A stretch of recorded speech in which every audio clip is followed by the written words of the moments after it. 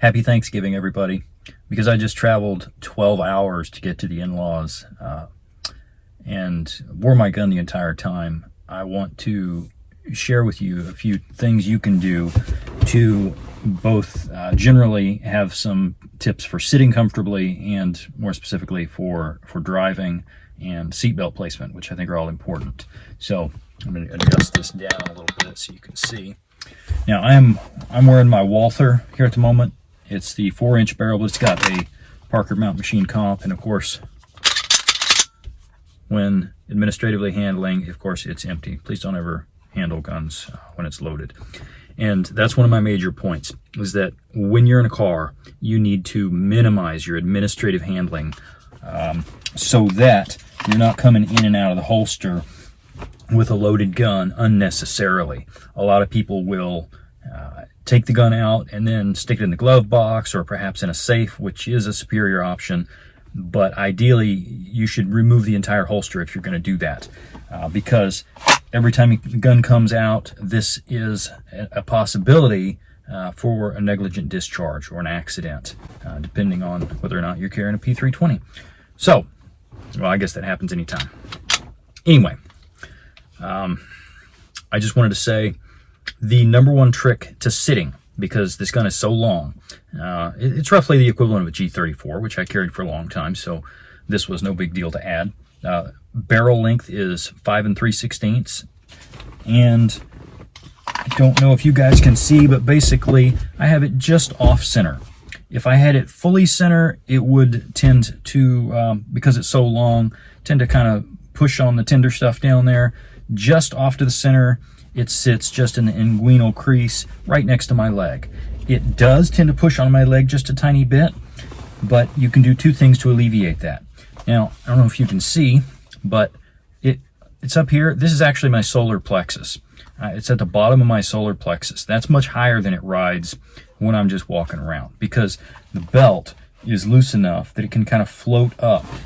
It would normally be way down here when I'm walking around, and then when I drive, it's way up here. That gets it basically up in my stomach. Now, as for the seat belt, sometimes people will suggest that you run the seat belt behind. I don't like that. Now, I'm not an expert on seat belts, and I'm not pretending to give you advice on what to do, but the conclusion that I have come to is that because seat belts are designed to go much lower over the hips, like this, that's where I'm going to put it. Now, it does come right here over the holster. And also, this is how you should do that. You should pull your cover garment up and then flip it down over the seat belt.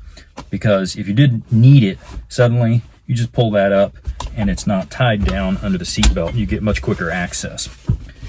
You don't want the seat belt like this, because now it's like it's having a tucked in shirt or worse. You've got to clear that and then get to it. So put it over like that. But in any case, I've chosen to have the seat belt nice and low over my hips as it was designed to go.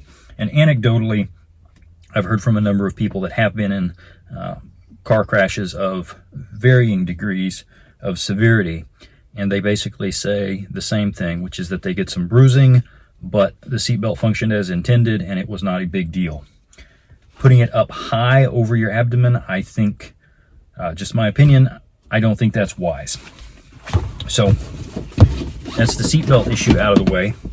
And as for sitting in general comfort, as I said, the belt can float up and down, giving you a lot of space down there. It can be a little bit to the center. If this does not work for concealment and you have to have it a little farther over to the side because of your body shape, you may need to resort to a shorter gun, or perhaps a higher belt ride height. A lot of people in this day and age tend to keep their belts pretty low, whereas traditionally they used to sit up much higher. Probably, considering where this is, this would actually be the traditional belt ride height of a previous generation. And that's because functionally it works very well. It may not fit with today's style, but it does work, and it may be what you need to do. And as I said, you do want to minimize your administrative handling. And getting getting these double DCC clips off. That being so difficult is a feature, not a bug, okay? It's meant to be difficult to get off. However, if you have to get it off, you probably want to go with a single wide DCC clip. It's called the DCC monoblock.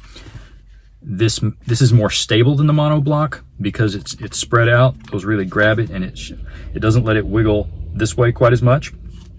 But it may be a choice you have to do. If you're constantly going into prohibited areas, such as government buildings where you can't carry it, then it would be safer to take the entire holster off and put that in the car safe than to just take the gun out and put that in, because you don't want to have a loaded gun coming around that's not protected, even if you have a safety on it, in my opinion.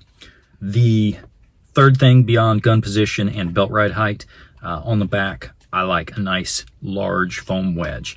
Now, I don't necessarily mean super thick. I mean large enough that it comes most of the way up so that you get a much more gradual wedge effect. Rather than coming down here and having a big thick wedge, the whole thing is just kind of long and gradual. As you can see, I've trimmed off the corners so that nothing is particularly sharp. And even though it's a soft foam, having a sharp corner like you see here, that would be a little bit annoying if that was down here on this end. So a nice long foam wedge, which you trim and then let it compress down to conform to your body over time, will help a lot with comfort. And so that's how I carry a full-size gun for an all-day trip with no problem. You guys let me know what you think. If you have any questions, I'd love to hear them. If you have comments, if you have things I haven't covered, please be sure to add them. Thanks, and try to avoid politics at the dinner table.